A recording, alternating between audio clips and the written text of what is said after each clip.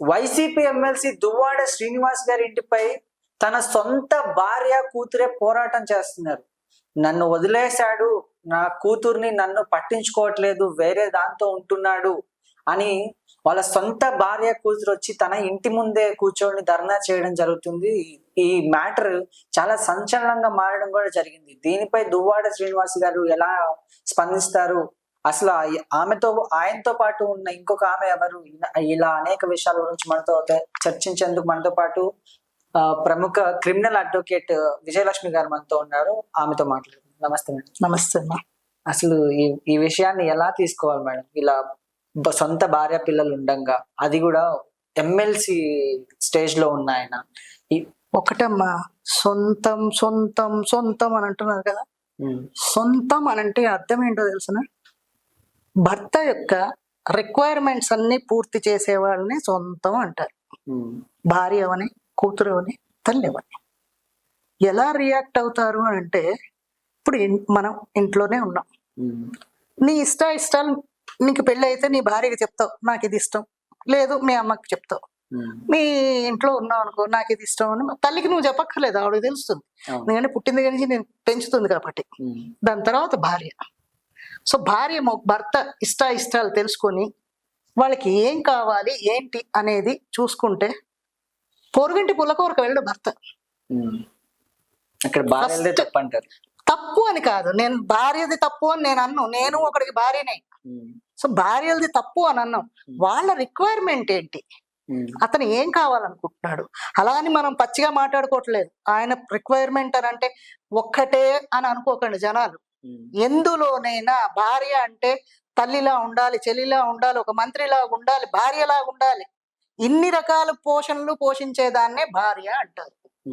ఇవన్నీ గనక duties correct గా చేస్తే ఏ డ్యూటీలోని బయటికి వెళ్ళే అవసరం లేదు. ఎంత పని ఉన్నా సాయంత్రం దీపాలు పెట్టే టైంకి పూర్వకాలంలోని ఇంటికి వెళ్ళిపోవాలి అని భర్తలు ఎందుకు అనుకునేవారు? ఈ పనులన్నీ భార్యలు చేసేవారు కాబట్టి. అంటే ఇప్పుడు వర్కింగ్ ఉమెన్స్ కదా అంటాడు. మేము వర్కింగ్ ఉమెన్సే, అందరూ వర్కింగ్ ఉమెన్సే. పూర్వకాలం వాళ్ళు మనకన్నా ఎక్కువ పని చేసేవారు. వాళ్ళు చేసిన పనిలో ఆవగింజలో అరభాగం మనం చేయట్లేదు. అన్ని పనులు చేసుకుని కూడా భర్తను గుమ్మం దాటకుండా చేసుకునేవారు వాళ్ళు. అంటే అస్తమానం మనం వెనకాట్లో ఉండాలా అని కాదు, ఉండక్కర్లేదు. పిల్లడు ఏడుపు విని వాడికి ఏ అవసరం ఉందో తల్లి కనబెట్టగలదు.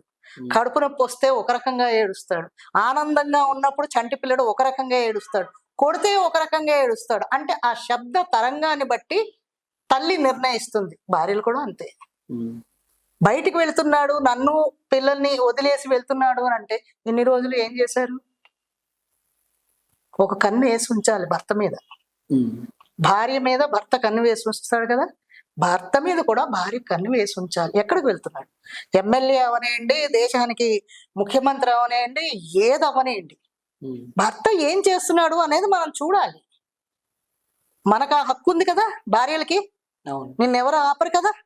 ఆయన భార్యగా ఇప్పుడు చెప్తున్నారు కదా మీరు, నేను భార్యని, నా కూతుర్ని భార్య అని చూడకుండా నన్ను వదిలేసి వేరే వాళ్ళతోటి అక్రమ సంబంధం పెట్టుకున్నారు అని అంటున్నారు. అక్రమ సంబంధం అనేది ఎందుకు వస్తుంది? మనం ఇంట్లో సక్రమంగా లేకపోతే. ఏంటంటే చిన్న చిన్న గొడవలు గాలివానలా మారుతాయి. మనస్పర్ధలు ఎప్పుడు ఎలా ఉండాలంటే భార్యాభర్తల మధ్యలోనమ్మా పొద్దున్న కొట్టేసుకోవాలి, పొడి చేసుకునే రేంజ్కి వచ్చేస్తారు. ఇంజ్యూర్స్ కూడా అవుతాయి, దెబ్బలు తగులుతాయి. ఏమైనా సరే నైట్ అయ్యేసరికి మొగుడు మర్చిపోవాలి, పెళ్ళం మర్చిపోవాలి, ఇద్దరు ఏకమైపోవాలి. రేపు మార్నింగ్ మళ్ళీ కొత్త శుభోదయం అనమాట. గొడవలు ఉండవు, డైవర్స్ దాకా వెళ్ళవు, బయట రచ్చ రచ్చ అవ్వదు.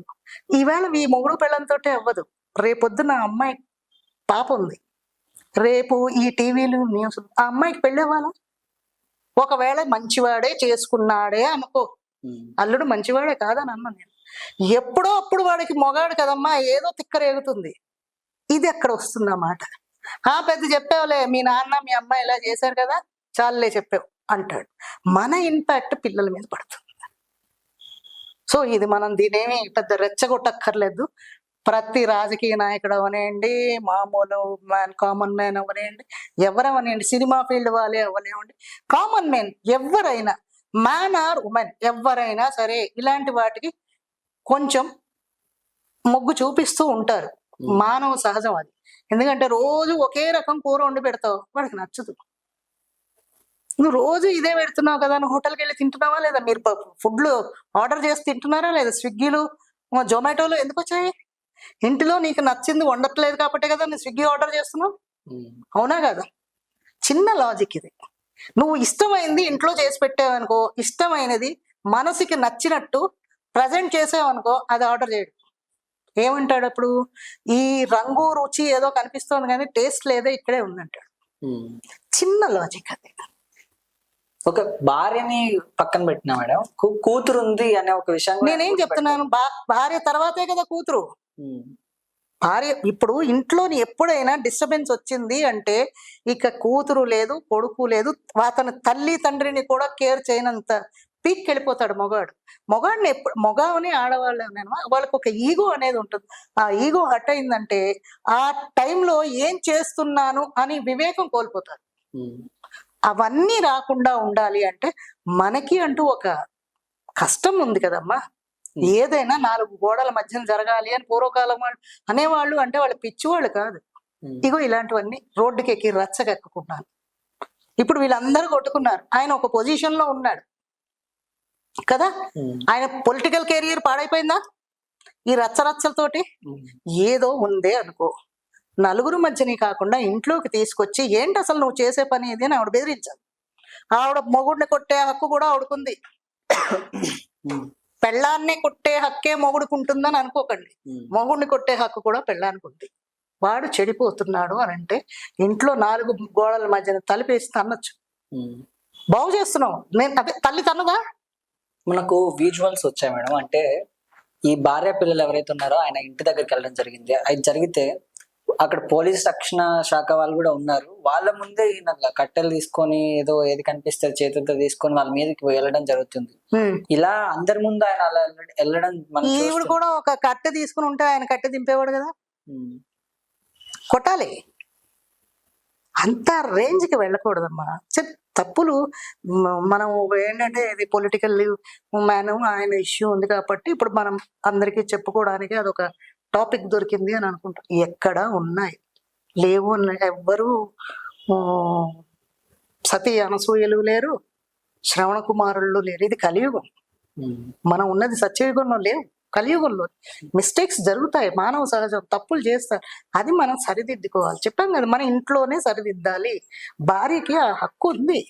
రోడ్డు మీద పెట్టకూడదు. రోడ్డు మీద ఎప్పుడైతే పెడతారో కాపరాలు నిలబడవు. ఈగో హట్ అవుతుంది అక్కడ. ఆ హట్ అయినప్పుడు ఏమవుతుంది? నేను దీంతో నేను కాపురం చేయను అంటాడు. అంతే. ఏం చేయగలం? బలవంతంగా చేస్తామా? లీగల్ గా ఎలా ఉంటది మేడం? నేను అదే చెప్తున్నాను. లీగల్ ఎప్పుడైతే వచ్చిందో అక్కడ కాపురం ఉండదు. లీగల్ అంటే ఏంటనుకుంటున్నారు? తమాషానా మీకు? లీగల్ గా కోర్టుకి వెళ్ళి నోటీస్ ఇవ్వండి అంటారు. నోటీస్ ఇచ్చి వాడు కామ్ గా తీసుకొని సంతకం పెట్టేసి ఊరుకుంటాడు. అమ్మగాడు నాకు ఈ పెళ్ళం వద్దంటాడు. నువ్వు ఎలిగేషన్ పెట్టావు కదా, నీ మీద కూడా ఎలిగేషన్ పెడతాడు. నేను ఉండలేకపోతున్నాను, నన్ను కొడుతోంది, తిడుతోంది, టార్చర్ పెడుతోంది, నేను కాపురం చేయను అంటే కోర్టుకి ఏం పని లేదా? మీ ఇద్దరు కూర్చోండి, మేము కాపలా కాస్తాం, మీరు వెళ్ళండి అని అనరు. అది మీ ఇష్టం. లీగల్ ఎప్పుడు legal court law and order ఎప్పుడు రాకూడదు భార్యాభర్తల మధ్యన. వాళ్ళు పరిష్కరించుకోవాలి. అది లేదు అని అంటే అది డైవర్స్కి వెళ్ళిపోతుంది. ఇది చిలికి చిలికి చిలికి ఎక్కడికో వెళ్ళిపోతుంది. మీడియా వాళ్ళకి సరదాగా ఉంది, చిన్న న్యూస్ దొరికింది అంటే శుభ్రంగా దులగొడుతున్నారు.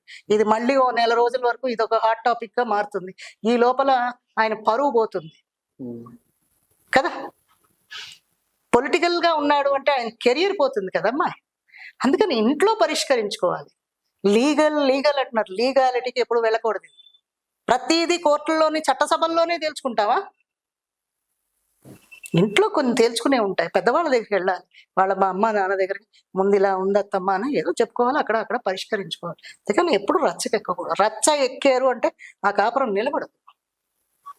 ఎన్ని చూసాం మేము. కోర్టు దాకా వచ్చి కాంప్రమైజ్ అవుతారా అండి అని. కాంప్రమైజ్ కాదు అది. కోర్టుకి ఎప్పుడైతే ఎక్కారో, పోలీస్ స్టేషన్కి ఎప్పుడైతే వెళ్ళో ఆ కేసుల్లో కాంప్రమైజేషన్స్ ఉండవు. వాళ్ళ కాపురాలు చేయరు. అవి డైవర్స్కి వెళ్ళిపోతాయి.